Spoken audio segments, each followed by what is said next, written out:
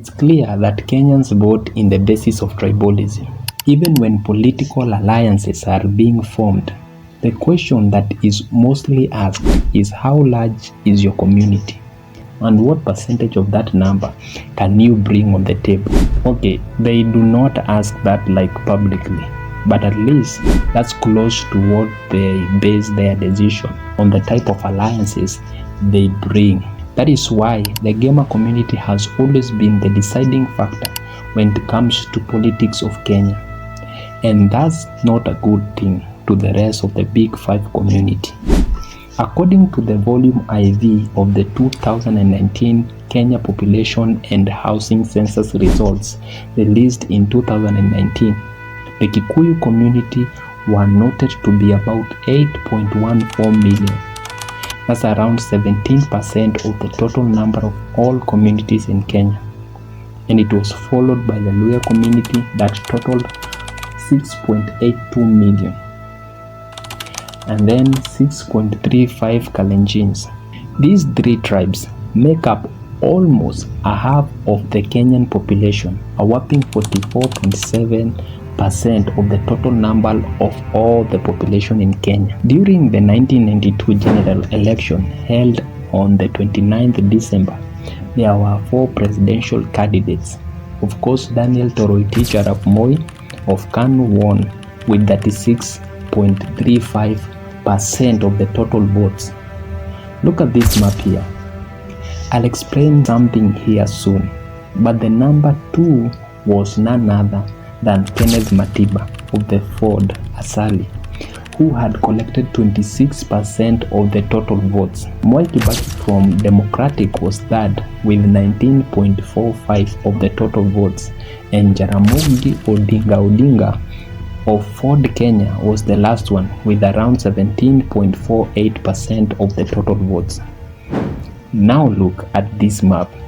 The dark maroon region represent regions that gave Moi 70% or more of its votes.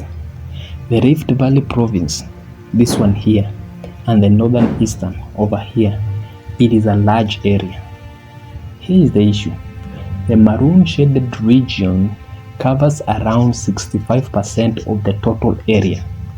So if you're wondering why Moi did not get over 50% of the total votes, then you are not alone, because the reddish colored region, which is the coastal province, also voted 40 to 50% of them voted for Moi, and he also got 30% of votes from here, Western Province.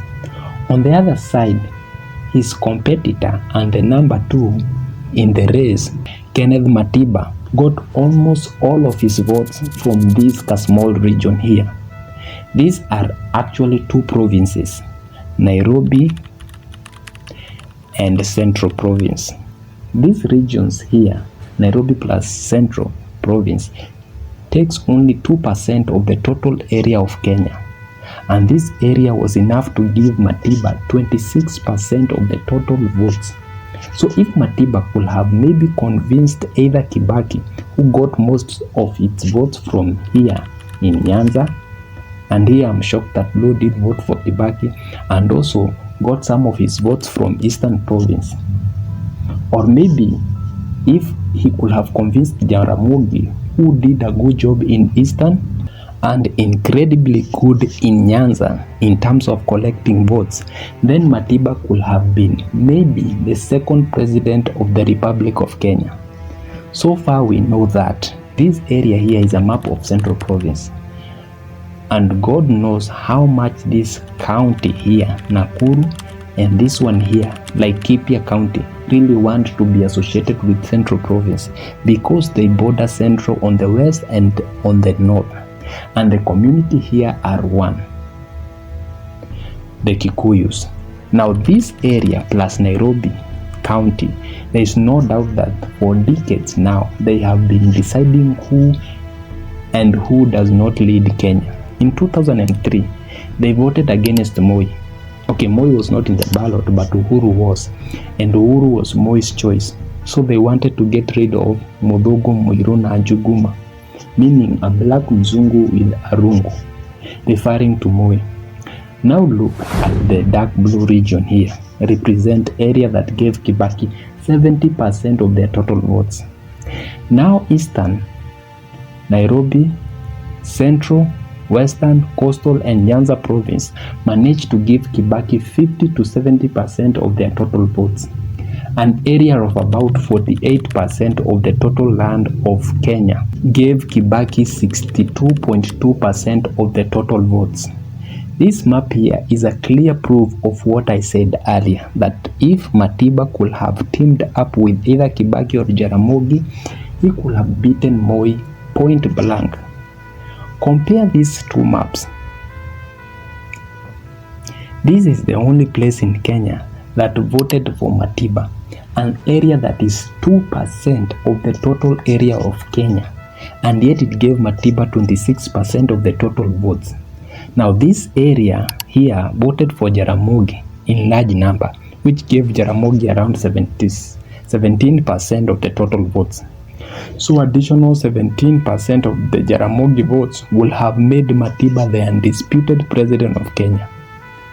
Most of the eastern part voted for Kibaki, who was voted by 19% of all voters. You know how Matiba could have performed with that number. And now, in this map, we see Kibaki getting what Matiba could have gotten. And from the map, you can tell that not all Kikuyu voted. In 2007 election, the Kikuyu voted for Kibaki against Raila. Kalonzo was just kupitia katikati yao. Yeah, I mean 8% compared to 46.42 and 44.07 is a child's play.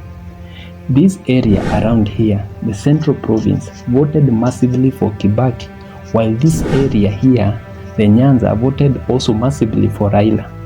50 to 70% of the Rift Valley, Western and Coast voted for Raila, while Kibaki was voted by only 30% of the voters from Eastern and around 40% of voters from Northeastern. And yet Kibaki won with more than 46% of the total votes.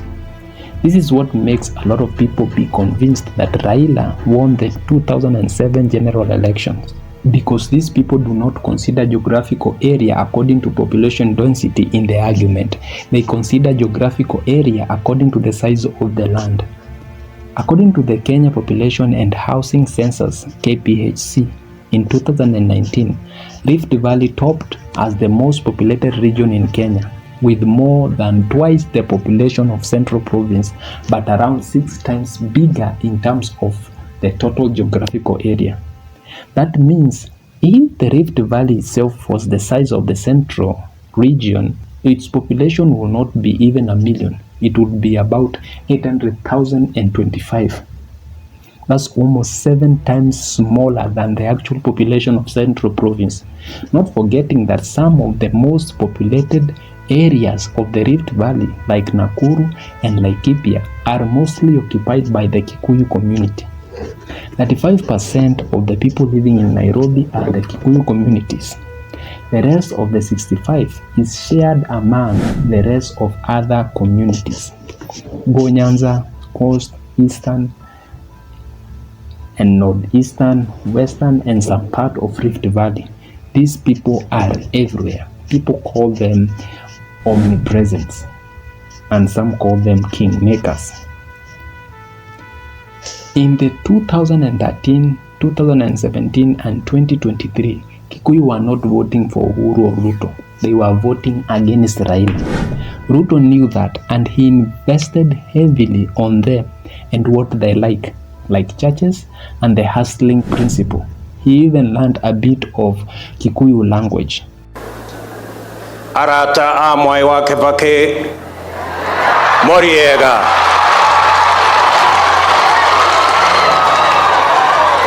moriega ringi mwathani agocwo ngai no mwega na ende ciothe.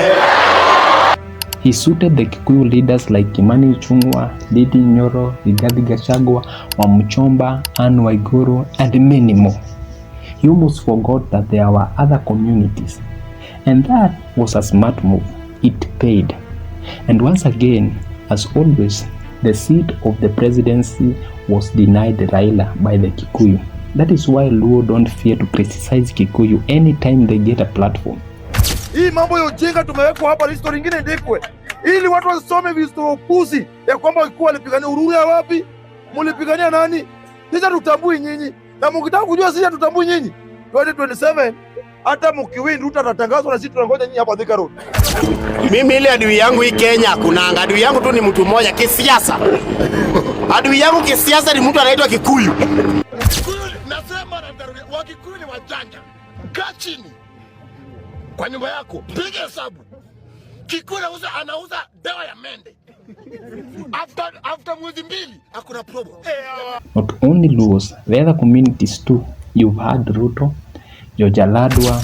Alado alisema baba akipita watu watakufa kwa furaha. Na that's the reality. Hakuna kitu baba aliongea mbaya. Raila ndio akuwa president, lazima watu wakufe kiasi. Kalonzo Musyoka.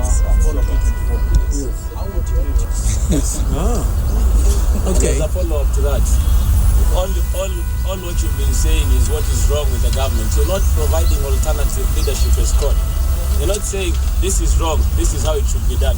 But we have said this. Well, you know, young man, you're entitled. First of all, you didn't even get your name. My name is Kennedy Mureithi from Nation. Thank you, Kennedy Mureithi. That name betrays it all. And some many more. On the ground too, they don't fail to point out that Kikuyus are the ones that brought Kasongo in power. People don't point out that the Kikuyu also brought Kibaki in power. In 2007, the Rift Valley violence was against the Kikuyus. They were killed, their churches burned down, children killed. In Nairobi, even though a lot of people don't point out this, places like Dandora, Phase 5, Kibera, Mathare, some places of Kawangware, Kikuyu were also violated, mostly by laws. Some of their properties burned. I know a woman who had 3 matatus were burned down just because some of the people thought that she voted against Raila. In Kisumu, some of the businesses owned by Kikuyu were burned down. I know someone who was denied his wholesale shop in Kajiado by some Maasai just because he was a Kikuyu. I'm told that even today that shop is owned by someone else by the order of the area chief. Basically, Kenya is an all versus Kikuyu nation. The politicians rally their communities behind Kikuyus only if it suits them. We've seen this in Ruto, and now we are about to see it in Kalonzo, and many more. Ruto knows that he has messed up, so he is trying to rally the rest of the big 4 communities in Kenya against the Kikuyu. If I'm right, the coming 2027 general election will resemble the 2007 one, maybe minus violence, because once again it will be an all versus one. We know that Raila has joined Ruto, so we know where Luos and Luhyas are. Don't even speak of kalengins. The kambas and the Kisses are yet to decide, but we know Raila has their soft spot with him based on their history of voting sequence. For the first time in more than 25 years, Kikuyus might not have a say in the king-making process. If that happens, let's see what kind of king will be made without the Kikuyus, and let's see who will be blamed for poor choices. As for Njoroge and Kamaus, their prayers is that the business sector will be safe. I am happy, me personally, that we have the Kikuyus as the majority ethnic group in Kenya. I have seen how Maasais behave towards their minority in their home area. I have an ancestral base in Kajiado, so I know. We know what kalengins can do based on the history, and not a single one of you would wish to meet either a frustrated or a happy Luo. I promise you will not know the difference. The king is about to fall. Who will take over? I'm Karakimanji. Guess 10.